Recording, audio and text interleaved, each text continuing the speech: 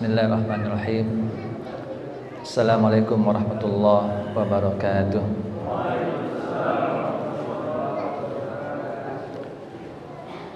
Alhamdulillahi rabbil alamin, wa bihi nasta'in ala umuri dunya waddin.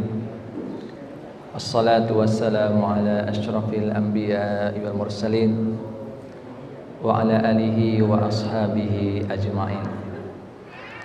Asyhadu an la ilaha illallah wahdahu la syarika lah wa nashhadu anna Muhammadan abduhu wa rasuluh sallallahu alaihi wasallam man la nabiyya ba'da. Usikum wa nafsi bitaqwallah faqad fazal muttaqun. Ya ayyuhalladzina amanu ittaqullaha haqqa tuqatih wa la tamutunna illa wa antum muslimun. Para asatiz, para ustadz, guru, karyawan, keluarga besar Yayasan Wakaf Arisalah. Alhamdulillah kita di siang hari ini dipertemukan oleh Allah Subhanahu wa taala dalam sebuah majelis khusus ini ya. Majelis khusus laki-lakinya juga khusus pula yang sudah laku. Kalau orang Pariaman yang lagi heboh kemarin di Pariaman masalah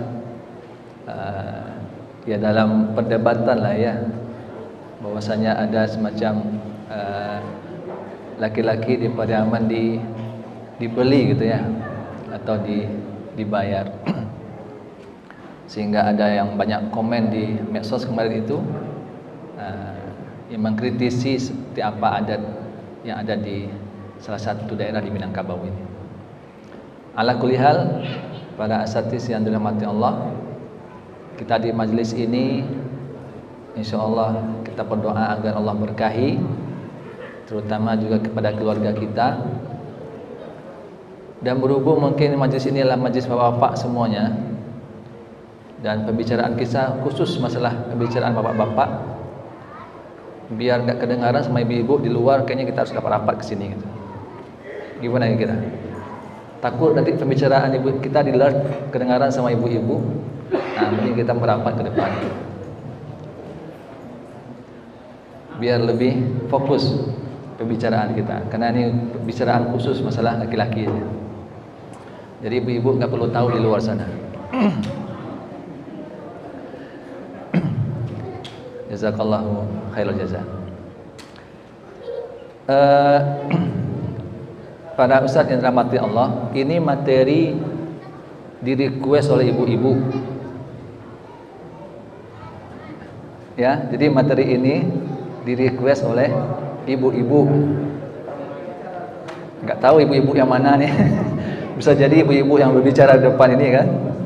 Nggak tahu kita.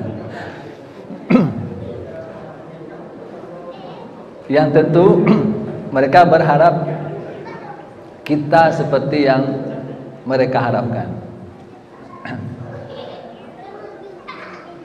Yang dikasih judulnya Istriku Bahagiamu Adalah Bahagiaku. Itulah kira-kira temanya.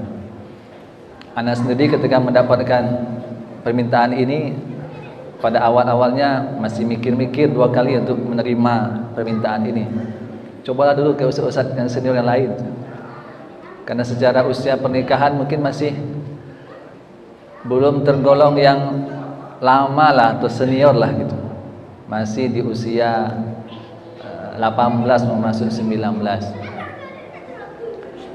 Mungkin juga sebagian kita mungkin sudah ada yang lebih dahulu daripada anak mungkin dalam mengarungi bahtera rumah tangga.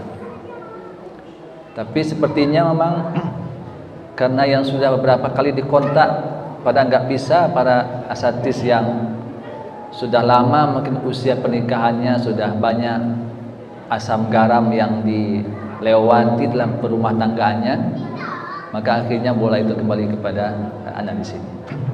Jadi di sini kita mungkin tidak mengajari para asatidz semua, tapi sekedar mungkin berbagi. Nanti kalau seandainya ada yang ingin mendaftarkan juga boleh. Mungkin kalau yang usia anaknya mirip-mirip anak, mungkin kayak Ustadz Heri Eko yang sudah mungkin mirip-mirip usia anaknya. Siapa lagi kira? Ustadz? Siapa yang lagi? Ada yang mungkin usia pernikahannya yang sudah di atas 20 tahun yang hadir di sini?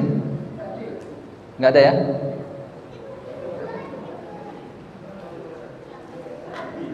Hah? Sarbi ya. Mohon izin ya Sarbi. Mudah-mudahan kalau salah dalam menyampaikan nanti Ustaz Rabi bisa meluruskan nanti.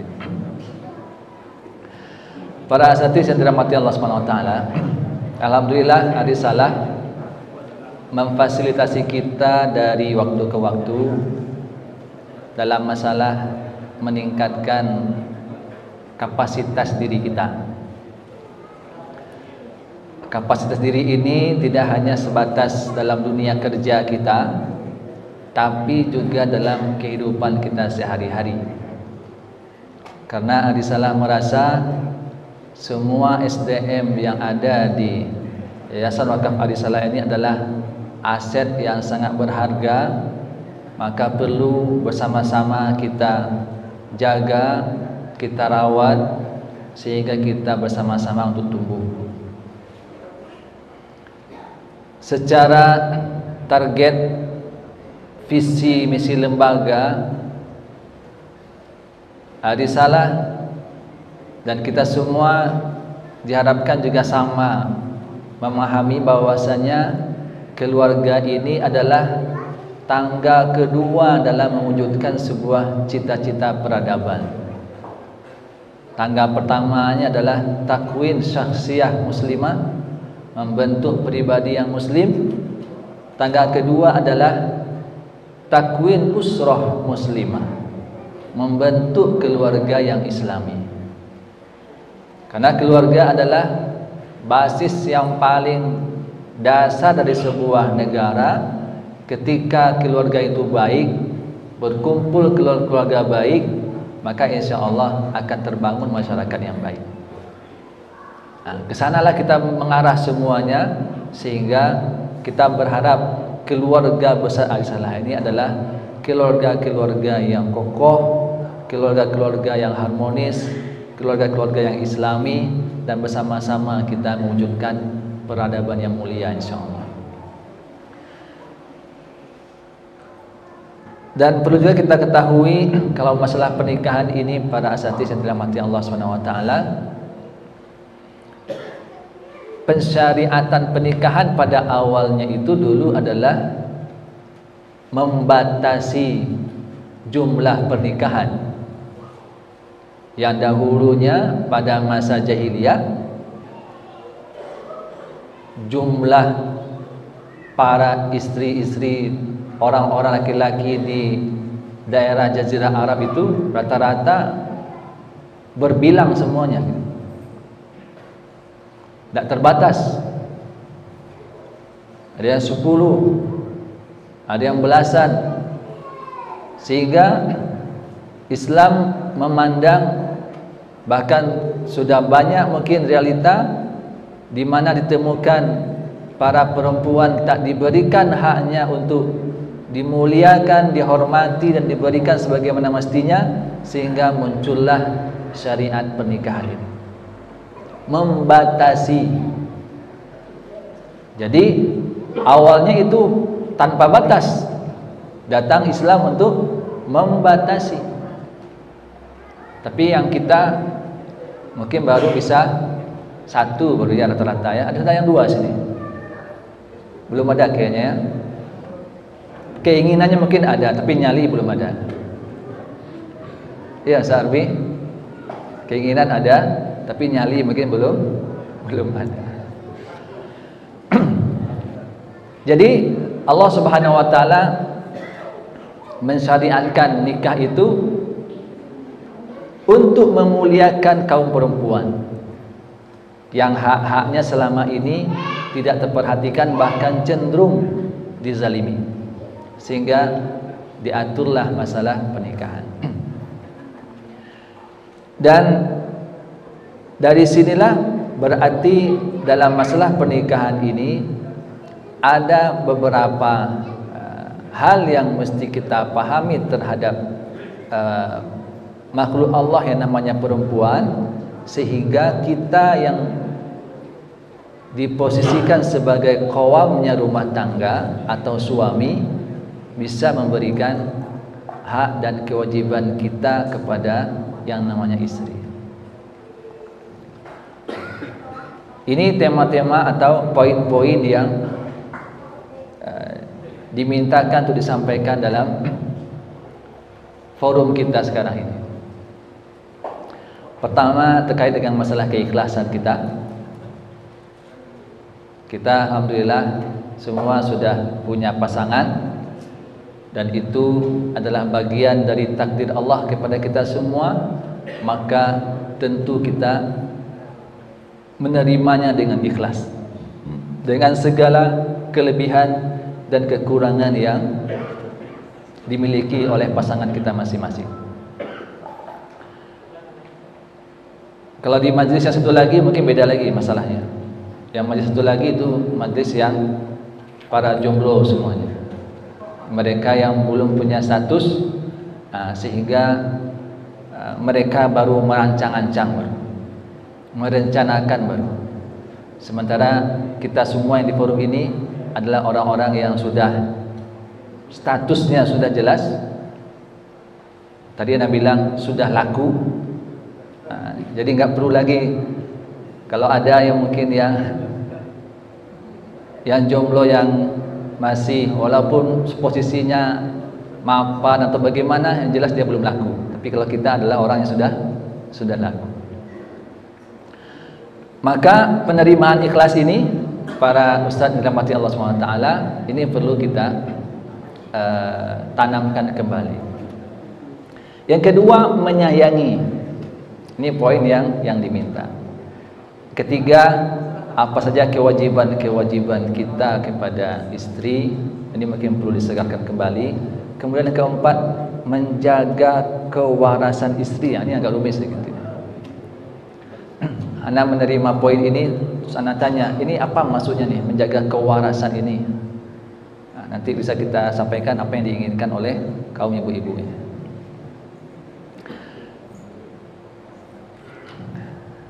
Kita kilas balik sedikit. Coba kita ingat hari pertama kita mungkin berubah status. Ada sebuah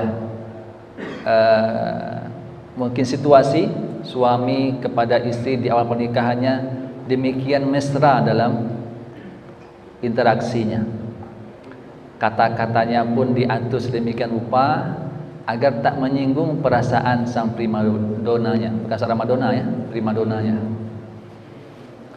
Setiap benda atau simbol maknawi dikomunikasikan dengan bahasa lubuk hati, disebut dengan rasa kasih namanya. Kira-kira ini dialami oleh semua ya? Ya, sepakat ya? Di hari pertama dulu sampai sekarang, Masya Allah. Begitu pula sang istri menanggapi tutur dan sikap kasih suaminya dengan penuh sentimental pula, dengan perasaan pula. Jadi yang berbicara ketika itu adalah lubuk hati yang paling dalam. Betapa indahnya hidup ini. Anda belum bertanya, Saudari dah menjawab duluan. Apakah sampai sekarang kita masih merasakan itu? Kalau masih merasakan itu, berarti alhamdulillah pernikahan dan rumah tangga kita mudah-mudahan masih berjalan di rel yang benar. Tapi kalau sudah mulai memudar, inilah yang butuh kita segarkan kembali.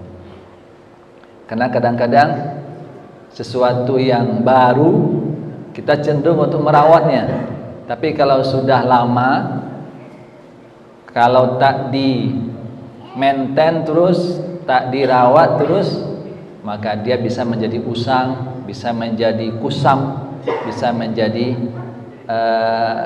tidak menarik lagi. Pada saat itu Allah SWT, kita lihat kembali tujuan dari pernikahan kita, sehingga kita ikhlas menerima pasangan kita. Ayat yang sangat terkenal sekali yang Allah sebutkan dalam surah Rum ayat 21, wa min ayatihi an khalaqalakum min anfusikum azwaja litaskunu ilaiha wa ja'ala bainakum mawaddatan wa rahmah inna fi dzalika laayatin liqaumin yatafakkarun. Yang diinginkan dari pernikahan itu adalah itu yang disebut dengan sakinah, mawaddah, warahmah. 3 kosakata itu yang diinginkan dari sebuah pernikahan. Sakinah dalam makna ketenangan batin, rasa tenang, rasa nyaman. Mawaddah, rasa cinta. Dan porsi mawaddah ini juga kadang-kadang lebih banyak kepada cinta yang berkebutuhan yang sifatnya biologis. Dan yang terakhir adalah rahmah, kasih sayang. Pernah suatu ketika ditanya, ini kalau secara urutannya seperti apa?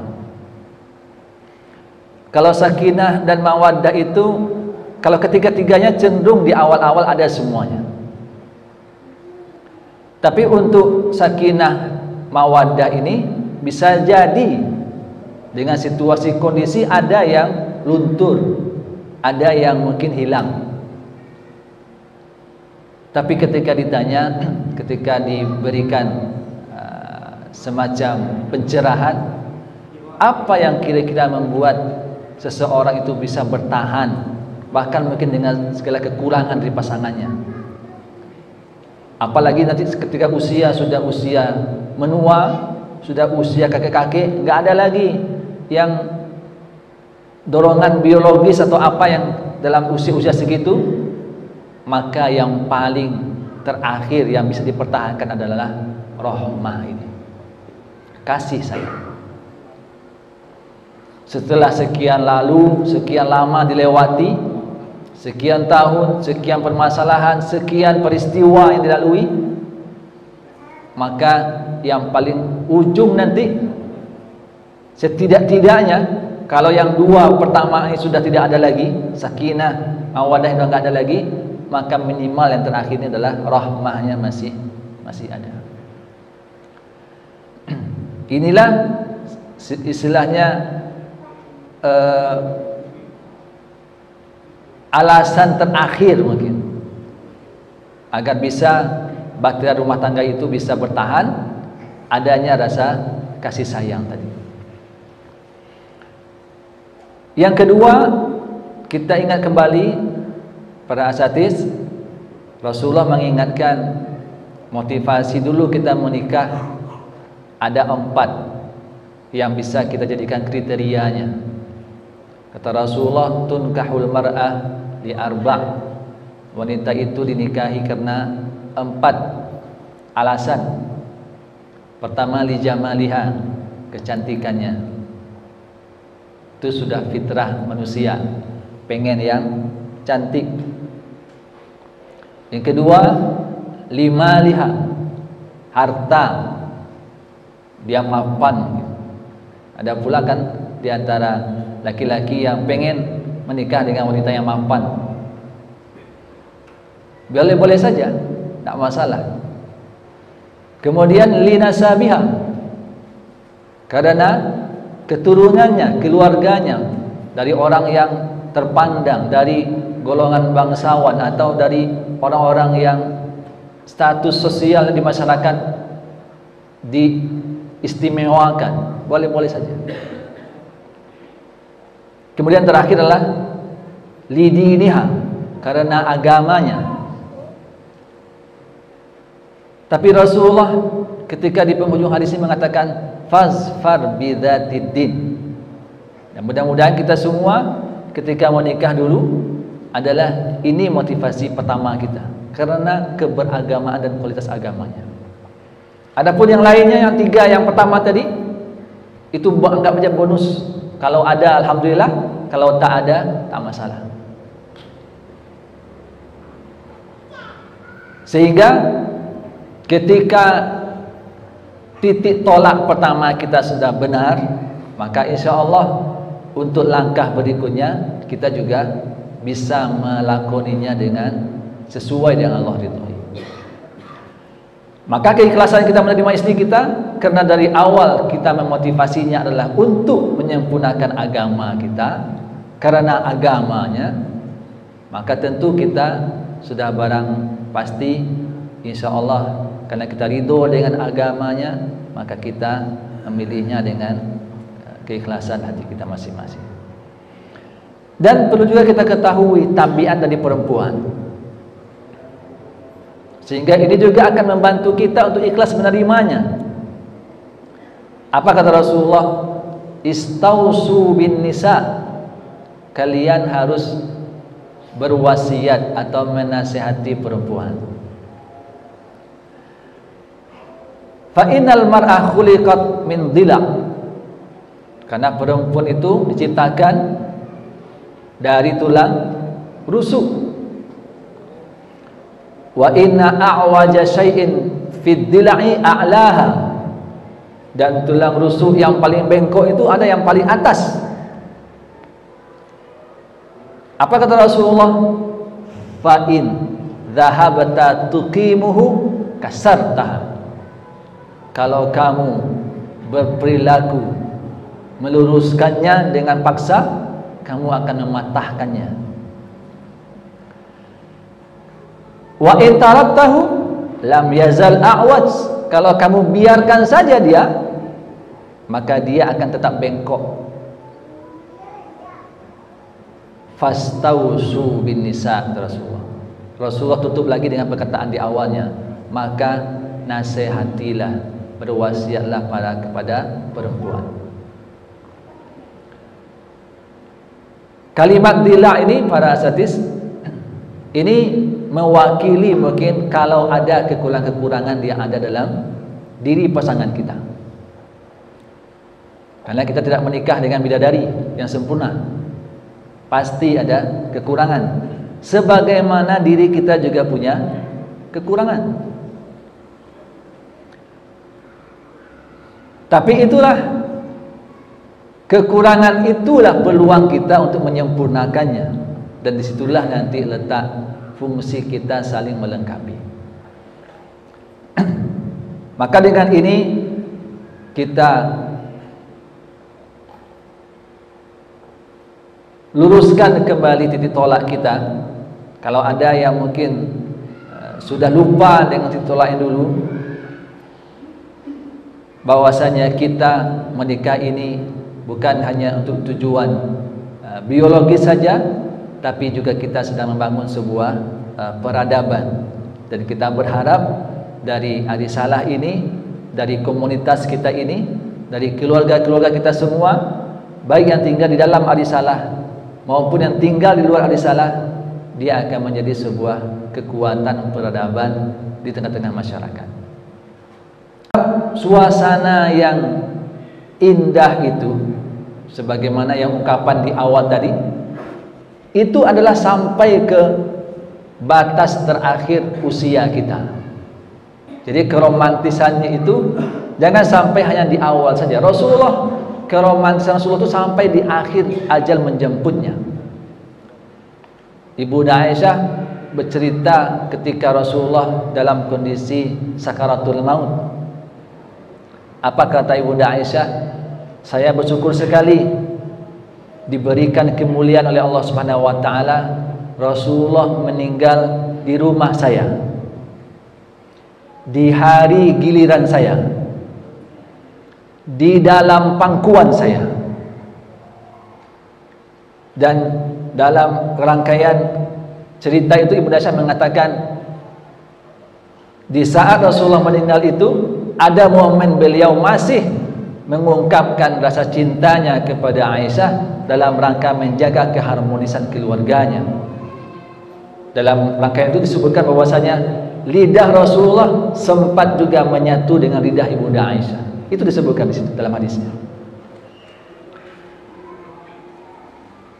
Sampai di penghujung usia itu masih dijaga bagaimana keharmonisan itu, keromantisan itu masih ada dalam keluarganya. Jadi kalau romantis itu di awal-awal itu wajar, tapi kalau romantis itu sampai ke penghujung kehidupan kita, itu baru luar biasa. Nah, inilah usaha kita. Ini tema yang diberikan oleh Dharma Wanita, menikah butuh ilmu. Maksudnya adalah pernikahan kita ini butuh ilmu, dan ilmu yang paling manjur adalah kita menelaah bagaimana keluarga Rasulullah SAW dengan istrinya, istri-istrinya, yang semuanya dalam analisa sejarah itu istri-istri Rasulullah itu mewakili semua karakter perempuan. Kita kan baru satu nih, kalaupun ada mungkin yang berencana 2 atau 3, maka satu masing-masing istri kita ini pasti ada tipenya di antara sekian istri-istri Rasulullah. Maka pelajarilah. Kita kan kadang-kadang sayangnya di negara kita ini kurikulum menikah itu nggak ada. Kita menikah hanya dibekali 2 jam screen di Kemenak. Itu dianggap cukup 2 jam itu. Ya, sekarang masih 2 jam atau sudah dikurangi lagi? Bekal sekian tahun, sekian puluh tahun pernikahan kita dibekali hanya dengan 2 jam. Bagaimana tidak akan gampang hancur keluarga-keluarga di masyarakat? Karena bekal yang mereka miliki sangat minim sekali. Maka kita butuh ilmu yang banyak dalam berkeluarga ini, sehingga kita butuh membacanya. Buku-buku yang berkaitan dengan masalah keluarga, kalau bisa juga kita koleksi di rumah kita dan kita baca, sehingga menambah referensi kita untuk bagaimana menghidupkan suasana keluarga, bagaimana melanggengkan keharmonisan keluarga kita.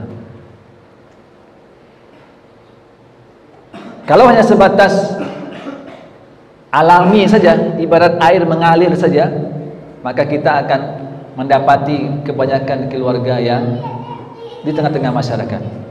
Orang-orang yang mungkin dulu berkeluarganya, motivasinya mungkin karena kecantikan, maka kita lihatlah banyak-banyak artis sebulan menikah cerai, sebulan nikah lagi cerai lagi.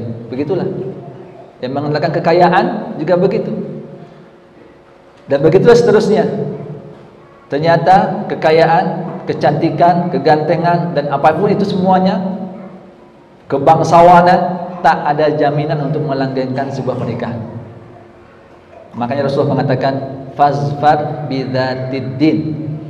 Carilah, pilihlah yang beragama, maka kamu akan beruntung. Maka dengan ini para asatidz, dengan kita meneruskan kembali orientasi pernikahan kita, maka diharapkan kita sudah dengan rela dan berkelapangan dada menerima kondisi pasangan kita yang ada bersama kita sekarang ini. Karena tujuan kita bukan yang lain-lain. Tujuan kita adalah ridho Allah Subhanahu wa taala, dan kita sedang beribadah sepanjang kehidupan kita sampai kita meninggal dunia dengan istri kita. Pada saat ini Allah Subhanahu wa taala, terkait dengan kewajiban kita kepada istri. Ini karena kita forum laki-laki ya, makanya kita membahas terkait dengan kewajiban kita. Yang pertama yang pengen Anda sampaikan, kita dengan istri harus membesarkan obsesi kita. apa yang hal terbaik yang pengen kita persembahkan untuk istri kita. Jangan sebaliknya, kita punya ekspektasi yang besar terhadap istri kita agar dia berikan kepada kita. Kalau yang kedua ini yang terjadi, maka akan sangat banyak masalah dalam keluarga kita, karena kita menuntut istri kita ideal.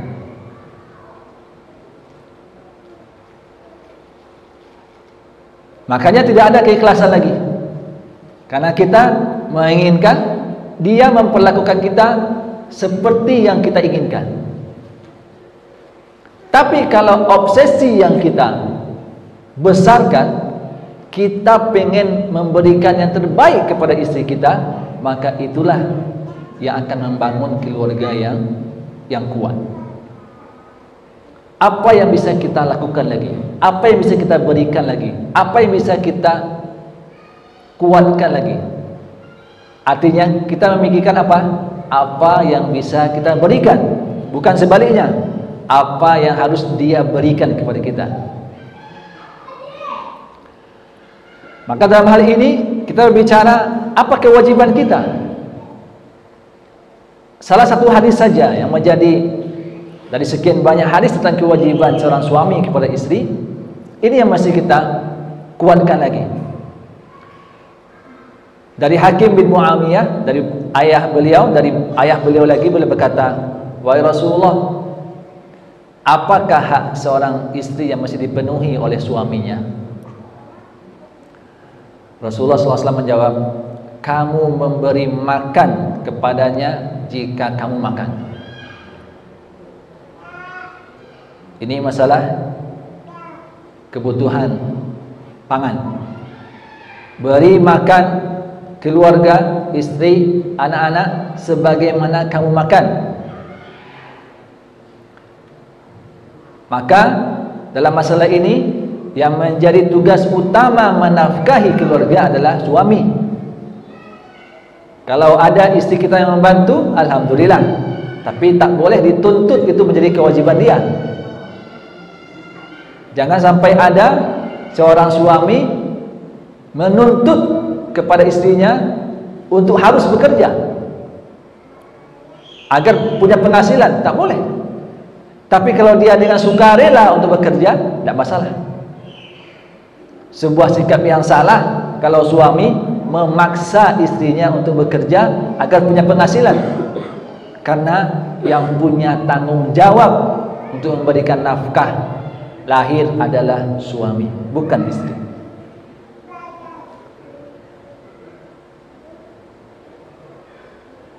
Maka memberi makan adalah tanggung jawab suami, bukan tanggung jawab istri. Bagaimana dengan memasak, Ustaz? Tanggung jawab siapa sebenarnya memasak? Istri atau suami? Belanja ke pasar, tugas istri atau tugas suami?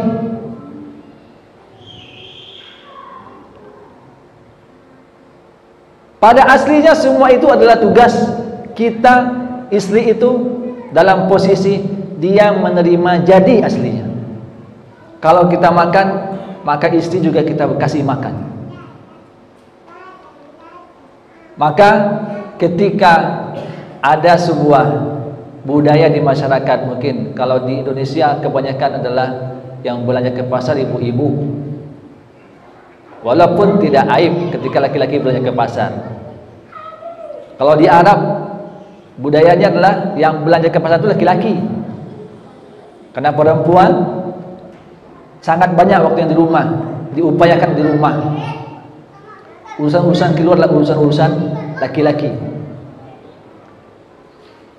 Tidak masalah kalau seandainya ada kesepakatan atau ada semacam saling memahami, ada pembagian, istri yang belanja menyiapkan, kita yang menyiapkan semua dananya, tidak masalah.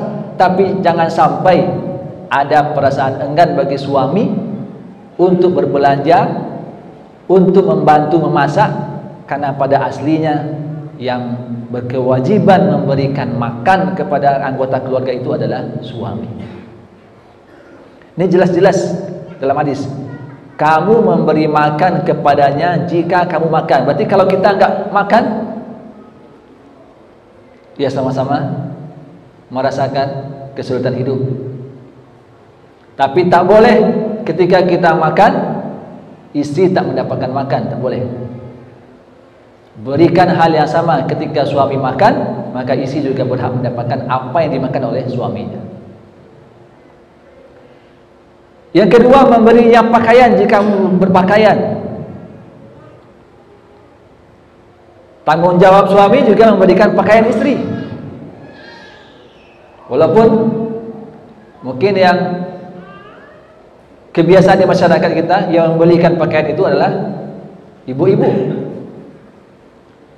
Tapi pada aslinya, karena mungkin uangnya dari suami juga, dia belikan untuk kita, tak masalah. Tapi jangan sampai ada mungkin kita sebagai seorang suami yang hobi mungkin membeli pakaian, tapi istrinya tak pernah dibelikan pakaian. Yang ketiga, kata Rasulullah, engkau tidak memukul mukanya. Kalau tadi masalah kewajiban sandang dan pangannya, kemudian ini hal-hal yang perlu diantisipasi. Jangan sampai memukul mukanya. Berarti memukul yang lain boleh, Ustaz? Karena disebut sini kan cuma mukanya. Gimana kira-kira?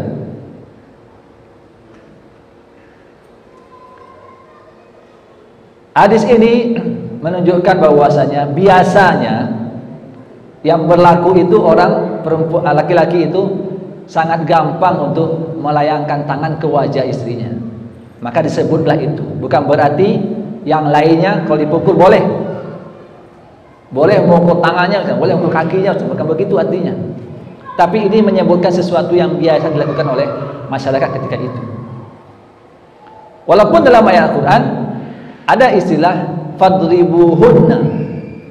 Kalau istri itu melakukan hal yang melanggar syariat, diingatkan, tak mau diingatkan dan berkali-kali, maka boleh ada upaya untuk memukulnya. Tapi bagaimana memukulnya? Kata para ulama, pukulan yang ghairu mubarrah, pukulan yang tak membekas. Bahkan dalam Ibnul Qayyim dalam Zadul Ma'ad mengatakan bentuk pukulannya itu seperti batang siwak. Batang siwak itu kira-kira yang digunakan untuk gosok gigi itu kira-kira sebesar jari kita ini. Maka sebesar jari ini diginikan ke tangannya atau ke badannya, tapi tak sampai membekas di badannya. Seperti itu memukulnya boleh cuma. Tidak sampai membekas di tubuhnya. Kemudian jika kamu meninggalkannya, kamu tidak meninggalkannya kecuali dalam rumah. Mungkin kalau lagi ngambok mungkin suaminya lagi kesal di jalan bersama, ditinggalkannya istrinya di tempat belanja, nggak boleh. Meninggalkan istri di tengah jalan itu nggak boleh. Bertengkar tengah jalan kemudian tinggalkan istri tengah jalan, nggak boleh. Kalau mau meninggalkan istri, tinggalkan di rumah. Ini tuntunan dari Rasulullah SAW. Standar kewajiban ini yang mesti kita kuatkan lagi, bahwasanya kita sebagai suami hal-hal pokok ini mesti kita pahami dengan baik. Memberi makan, memberi pakaian, menjaga istri agar tidak tersakiti. Kemudian kalaupun memberikan pelajaran, tidak sampai kepada mempermalukan sang istri. Pada saat ini dirahmati Allah SWT, poin yang kedua, bagaimana cara menyayangi istri. Ini kalau di dunia maya, dunia medsos mungkin banyak kita temukan seperti apa kasih sayang kepada seorang istri atau suami kepada istri dan seterusnya. Tapi sebenarnya hal-hal yang seperti itu, kalau anak saya pribadi tidak setuju 100% untuk ditampilkan di muka umum, apalagi dalam bentuk adegan gitu ya, karena mungkin berbeda pendapat lah dalam masalah itu. Tapi kalau secara pribadi, ini lebih cenderung adalah ruang bagaimana kita menjaga privasi kita dengan istri kita. Terkait dengan menyayangi istri, para asatidz yang dirahmati Allah, secara umum wanita itu yang sudah kita pahami tadi, selain dia butuh konsumsi, makan, minum, pakaian dan lain-lainnya, yang materi semuanya, dia sebenarnya yang dibutuhkan oleh perempuan itu adalah perkataan-perkataan yang baik, wajah ceria seorang suaminya, senyum manis seorang suaminya, sentuhan lembut suaminya, bahkan mungkin ciuman mesra suaminya, interaksi yang penuh kasih sayang, belayan lembut yang menghilangkan kegundahan. Ini semua adalah hal-hal yang akan merawat keharmonisan tadi. Kalau orang-orang di luar sana yang tak punya hubungan ikatan pernikahan berani memamerkan itu, kita harusnya yang sudah menikah di dalam keluarga kita, di rumah kita, harus membiasakan itu. Mereka semuanya berdosa ketika melakukan itu, sementara kita melakukan ini akan berbuah pahala semua. Orang-orang yang pacaran di luar sana bergandengan tangan, pegang tangan masing-masing, bahkan mungkin berangkulan, itu adalah perbuatan dosa. Sementara ketika sudah terjadi akad nikah, semua perbuatan dosa itu menjadi perbuatan pahala ketika dikerjakan. Maka jangan sungkan-sungkan untuk memegang tangan istri. Ini kadang-kadang sebagian orang ketika sebelum menikah justru pegang-pegangan tangan, setelah menikah tak pernah pegangan tangan lagi. Ini terbalik. Justru setelah menikah itu semakin sering pegangan tangan, bukan justru hilang tuh pegangan tangan.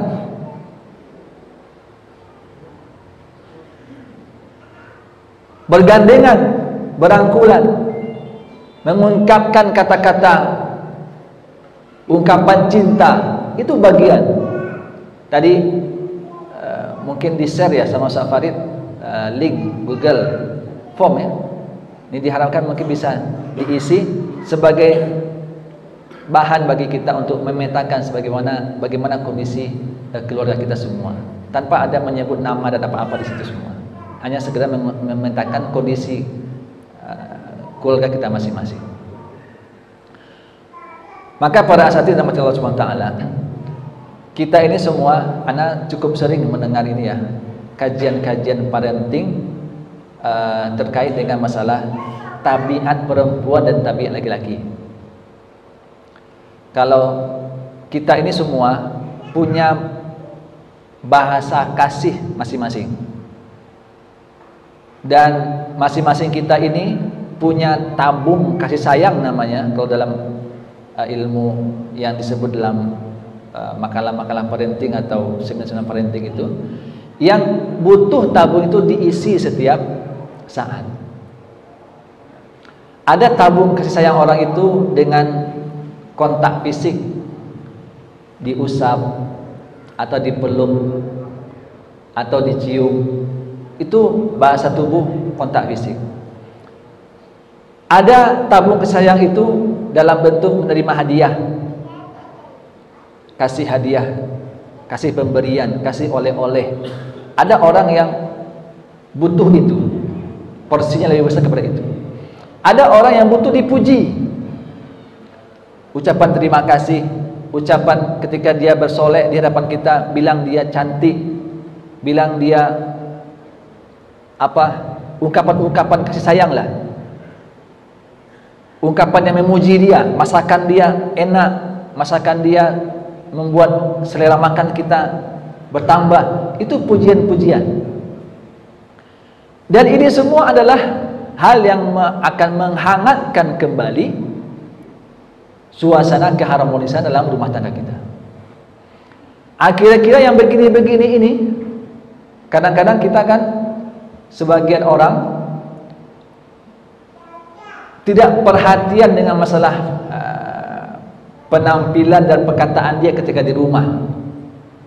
Kalau ketika di luar, dia menjaga penampilan dan perkataan dia. Tapi ketika di rumah bersama keluarganya, sebagian orang tidak terlalu memperhatikan. Padahal sebagaimana kita menginginkan istri kita berpenampilan baik, berwajah ceria kepada kita, dia juga berhak untuk mendapatkan itu dari kita. Penampilan kita di rumah juga harus dijaga, walaupun mungkin tidak seperti di luar betul, tapi jangan sampai acak-acakan betul di rumah itu.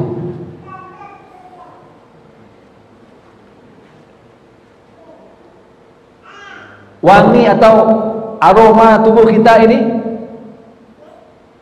kalau mau pergi keluar, laki-laki kan boleh pakai wangi-wangian, tapi ketika di rumah juga sempatkanlah pakai wangi-wangian di rumah. Tidak hanya di luar rumah saja pakai wangi-wangian. Itu juga bagian yang dibutuhkan oleh sang istri.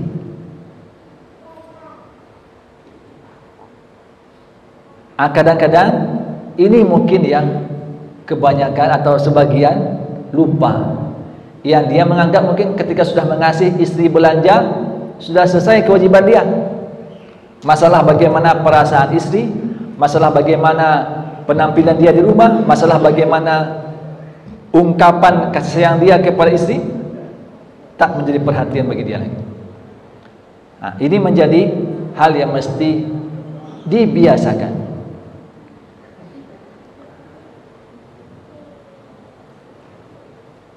Para ustaz, coba beberapa poin tadi perlu dicoba, kemudian lihat reaksi istrinya. Mana yang paling dia bahagia? Coba kasih hadiah satu, coba dikecup mungkin keningnya satu, coba mungkin dibelai tubuhnya satu, coba mungkin dipuji-puji dia. Lihat mana dia yang paling bahagia di antara sekian itu.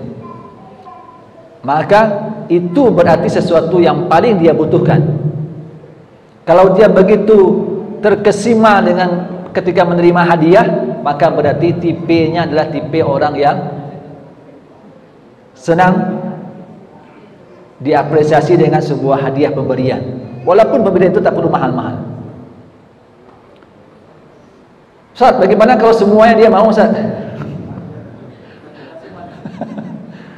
Kasih semuanya, kata Ustaz Rahman. Selang-selingan lah, berarti bisa bervariasi. Sekali cukup dengan kecupan saja, sekali cukup dengan ucapan terima kasih pujian, sesekali cukup dengan belayan. Bisa fleksibel berarti. Ya susahnya cuma satu itu aja seleranya. Maka kita harus fokus pada itu.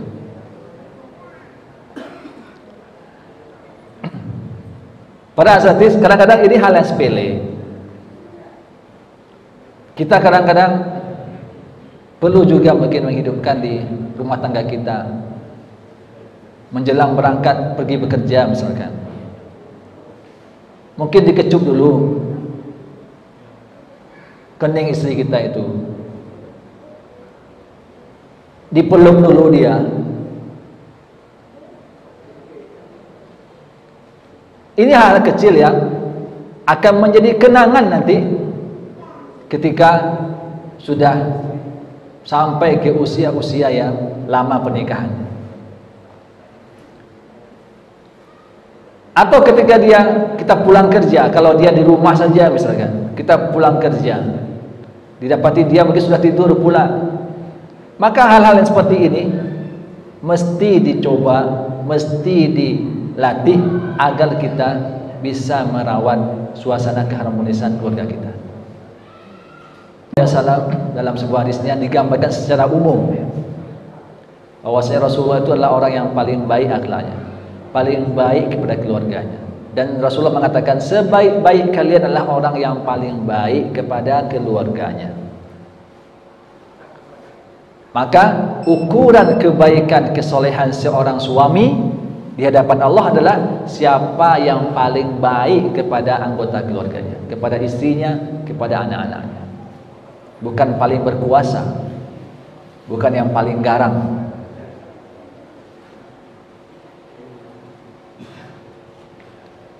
Para asatidz yang dirahmati Allah SWT, yang terakhir, bagaimana menjaga kewarasan istri. Ini poin yang tadi yang kita minta penjelasan lebih lanjut, ini seperti apa maksudnya. Setelah ditanya, maksudnya gini Ustaz, hal-hal yang membuat istri bahagia gitu, sehingga istri tidak stres. Ini mohon maaf, mungkin kalau seandainya di antara para asatidz ada istri yang juga bekerja, tentu ini sebuah hal, ada hal-hal beban yang mesti ditimbang-timbang juga untuk pekerjaan di rumah. Karena sang istri sudah membantu kita dalam bekerja, kemudian di rumah tak pernah dibantu misalkan. Ini jangan sampai seperti itu. Sehingga saling membantu dalam pekerjaan di rumah ini akan menjaga kelanggengan keharmonisan keluarga kita.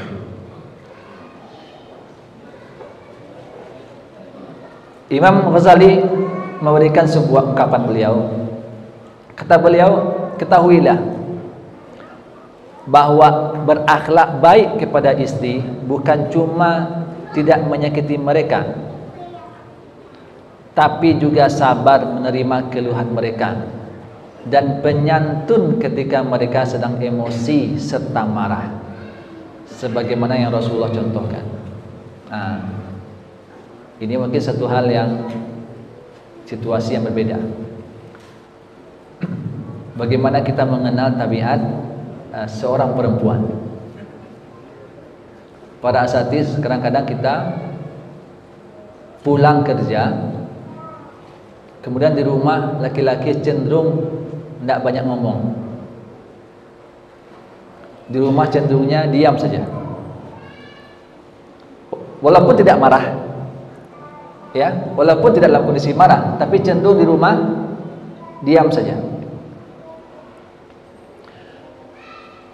Kenapa? Bisa jadi karena sudah banyak yang dibicarakan di rumah, di luar. Karena kalau dalam ilmu psikologi itu, laki-laki itu setiap hari kosakata yang dia keluarkan di angka lebih kurang 5 sampai 7 ribu. Sementara perempuan 15 sampai 20 ribu kosakata yang harus keluar, yang butuh dikeluarkan setiap hari. Mungkin kalau bagi pasangannya yang bekerja, itu kosakata sendiri sudah banyak keluar di luar, sehingga di rumah mungkin tak banyak lagi yang butuh didengarkan.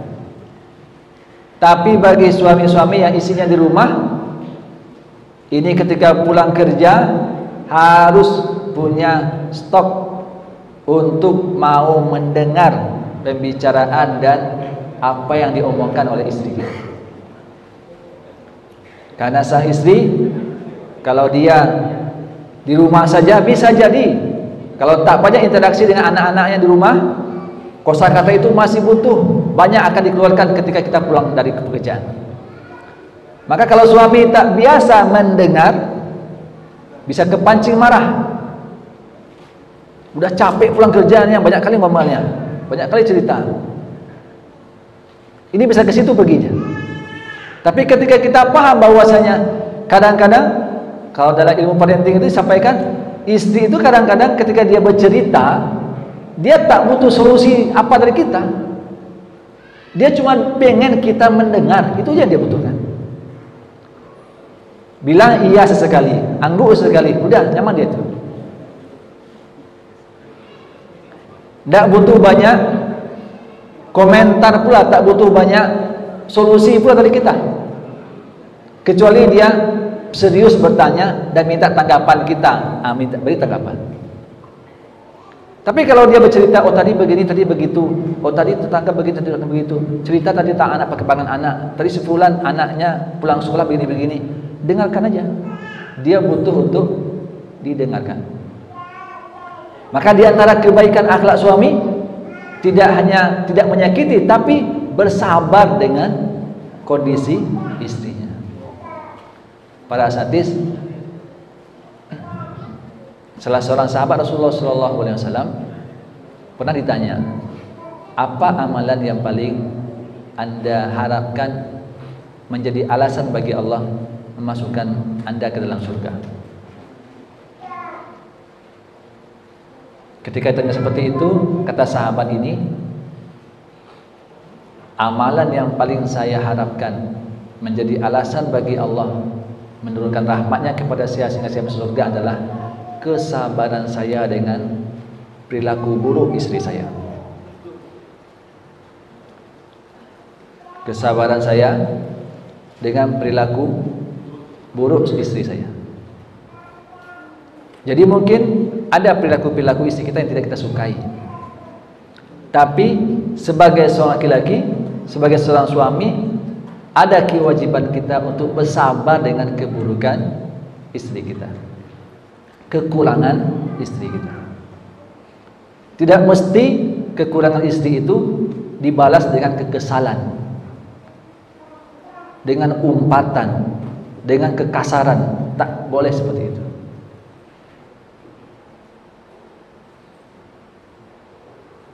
Tentulah karena ini adalah sebuah ibadah yang panjang sampai ke akhir usia kita, maka jangan sampai ibadah ini menjadi justru sebaliknya menjadi ladang dari dosa dan kesalahan kita. Rasulullah itu kalau dengan Ibunda Aisyah, kalau kita lihat bagaimana kita cara menerka, ini suami lagi marah atau lagi senang, ini istri lagi marah atau lagi senang. Kita juga harus paham melihat situasi kondisi.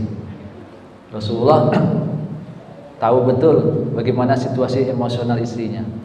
Apa kata Rasulullah? Wahai Aisyah, saya tahu kapan kamu lagi kesal, kapan kamu lagi senang sama saya. Ibunda Aisyah bertanya, kapan itu wahai Rasulullah? Gimana itu? Kalau kamu lagi senang sama saya, kamu pasti bersumpah dengan nama saya. Bismi Rabbi wa bi Rabbi Muhammad, demi Tuhannya Muhammad, disebut nama Tuhan Muhammad. Tapi kalau kamu lagi marah sama saya, lagi kesal sama saya, kamu enggan menyebut nama saya. Kamu bersumpah, kamu akan menyebut nama Bismi Rabbi Ibrahim, Rabbi Ismail, disebut nama nabi lain padahal ada nabi di depan dia. Cukup dengan kata-kata itu saya sudah tahu kamu lagi kesal atau kamu lagi senang sama saya. Tapi dengan seperti itu, pada asatidz, Rasulullah tetap mencoba merawat dan menjaga bagaimana istrinya benar-benar mendapatkan kenyamanan dalam rumah tangga mereka. Sehingga hal-hal kecil ini mungkin bisa kita pupuk. Tadi sudah saya sampaikan. Pertama yang perlu kita coba latih adalah berdandan. Maksud berdandan ini bukan seperti perempuan ya, bukan bersolek berbedak pakai itu, tapi berpenampilan rapi maksudnya. Kita sebagai suami juga mesti memperhatikan penampilan kita di depan istri. Ini yang akan membantu agar suasana di rumah juga kondusif. Jadi sebagaimana kita tuntut istri kita pengen penampilannya bagus, kita terlebih dahulu mencontohkan itu.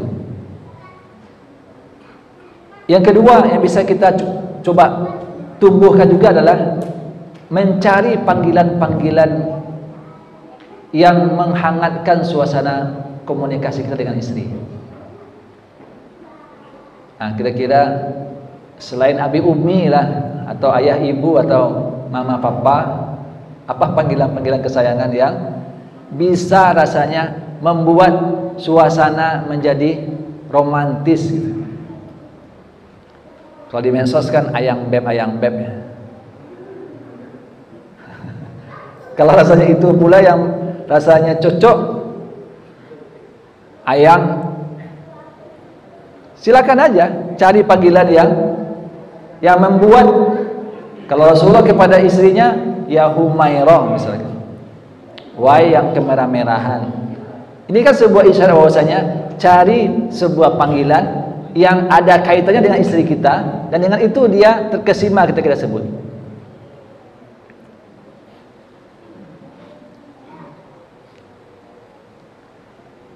Kemudian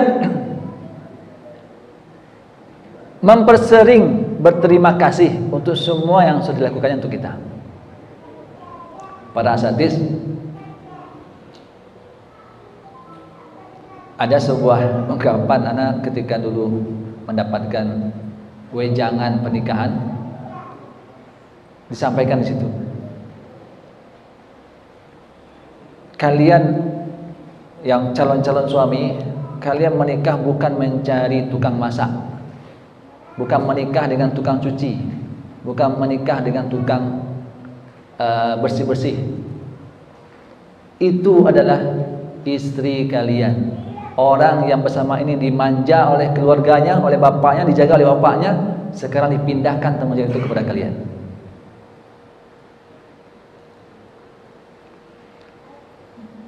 Maka dalam situasi berkeluarga, ternyata istri kita dengan sukarela memasakkan kita, mencucikan pakaian kita, membersihkan rumah kita, merawat anak-anak kita.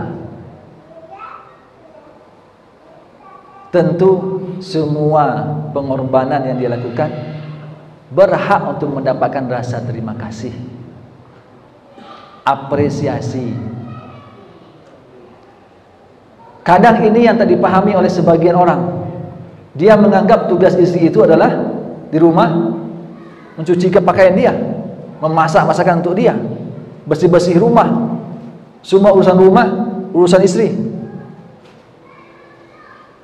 Ada pula kadang-kadang yang enggan pegang sapu itu di rumah untuk menyapu rumah. Ini konsep yang salah dalam menyikapi diri sebagai seorang suami. Alhamdulillah, istri-istri kita dengan sukarela dia mencucikan, dengan sukarela dia masak, belanja ke pasar, sukarela dia menyapu, membersihkan rumah. Tentu semua itu butuh apresiasi dari kita, ucapan terima kasih. Dengan berbagai macam situasi kondisi yang kita ciptakan di rumah agar tercipta suasana yang harmonis. Lagi masak dia misalkan di dapur, kita hampiri, kita puji masakannya, kita dekap dia sedikit. Itu sudah menjadi asupan kebahagiaan bagi diri dia. Dan ini hal-hal kecil yang akan menghangatkan suasana dalam rumah tangga.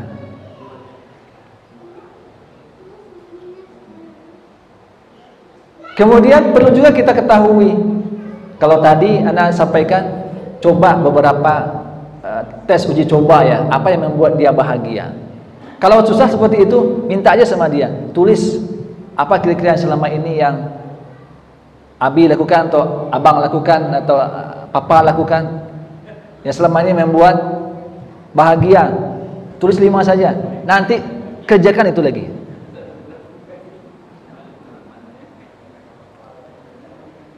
Ini adalah upaya-upaya kita agar suasana di rumah tangga itu kembali harmonis, kembali hidup. Kalau seandainya suasananya sekarang sudah mulai redup. Kemudian yang terakhir, jangan mengecilkan keinginan-keinginan dia. Ya, cita-cita dia Apapun mungkin keinginan-keinginan dia, jangan pernah dikecilkan. Bagian dari upaya kita untuk membesarkan dan menyenangkan hati.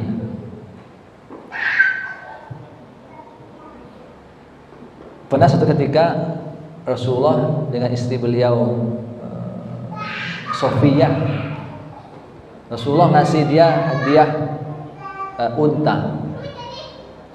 Cuman untanya jalannya agak lamban, sehingga Sofiyah ketika itu agak kurang bahagia nampaknya menerimanya, sehingga beliau mengadu, wahai Rasulullah, untanya lamban, katanya.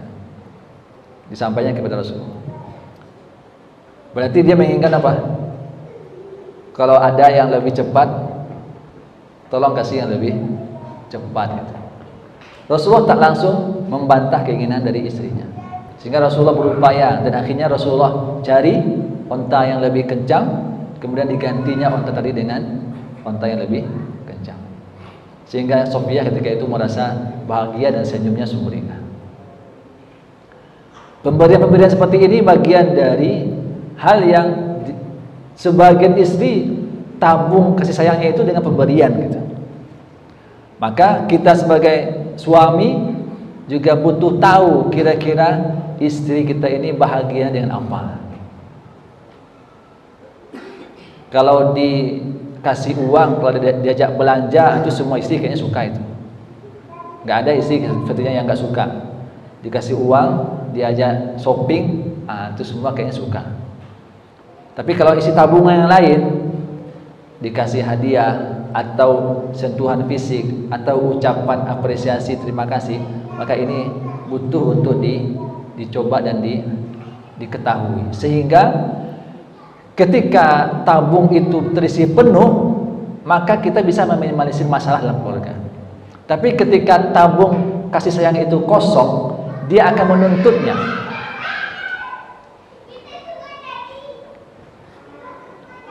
Para sadis, ini bukan maksud kita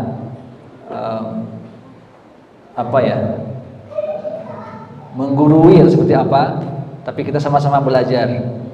Kita terus memperkaya ilmu kita dalam masalah keluarga ini, sehingga kita berharap keluarga kita benar-benar menjadi keluarga yang sakinah, juga mawadah, dan juga dipenuhi dengan rahmah sampai ke akhir usia pernikahan kita menemui ajal kita masing-masing. Kita juga berharap mudah-mudahan keluarga kita menjadi keluarga yang akan menopang risalah dakwah Rasulullah ini, berkontribusi melahirkan generasi-generasi yang akan memperjuangkan dakwah Rasulullah ini, dari risalah khususnya yang akan memperjuangkan visi misi lembaga kita bersama-sama. Karena usia kita boleh jadi tak akan lama panjang usianya, sementara yang kita inginkan dari lembaga kita dan risalah dakwah ini adalah panjang usianya, bahkan sampai kita mungkin sudah masuk ke dalam liang lahat, tapi risalah dakwah ini juga tetap berjalan sebagaimana yang Allah inginkan. Ini mungkin yang bisa Ana sampaikan dalam pertemuan kita sekarang ini.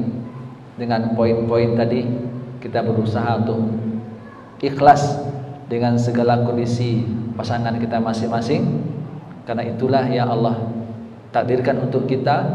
Maka kita berupaya kekurangan tadi kita yang melengkapinya, bukan kita tuntut agar dia menjadi ideal.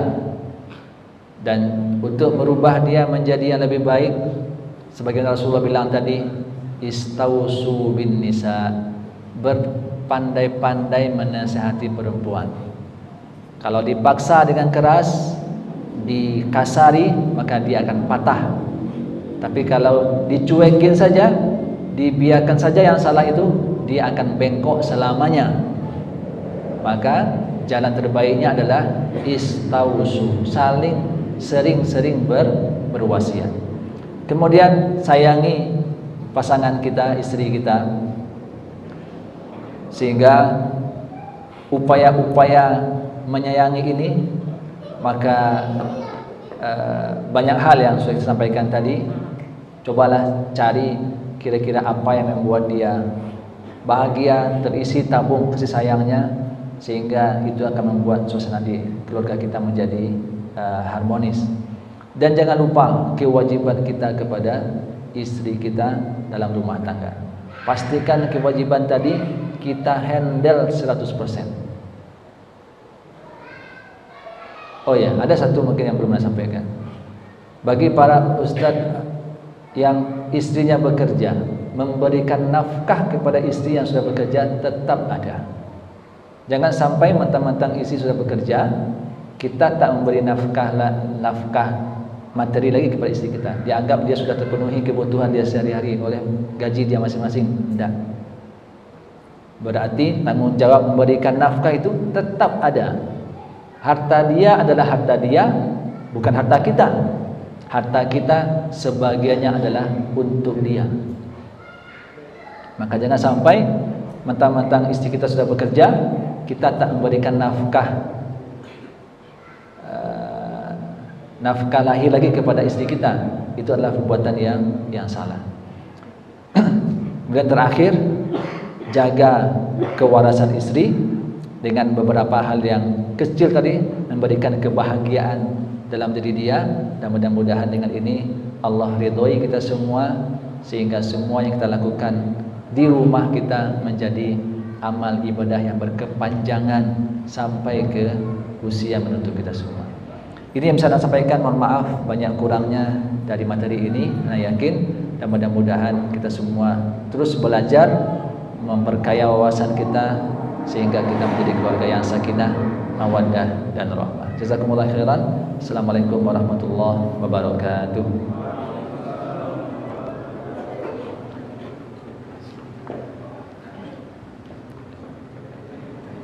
Hah?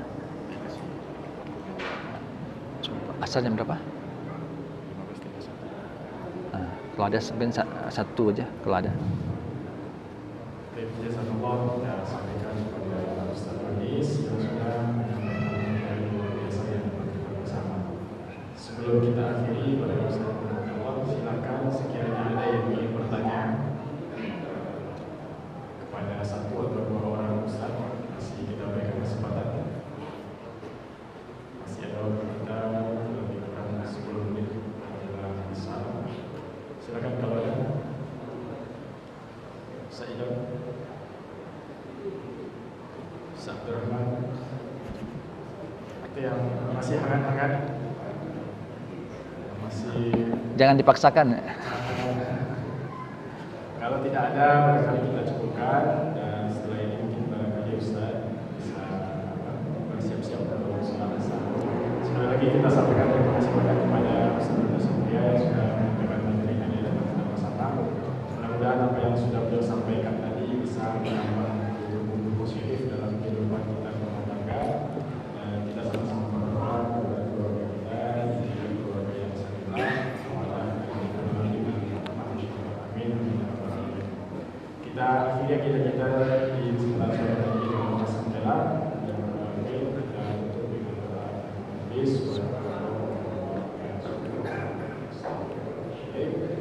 Bila bisa diulang, Assalamualaikum warahmatullahi wabarakatuh.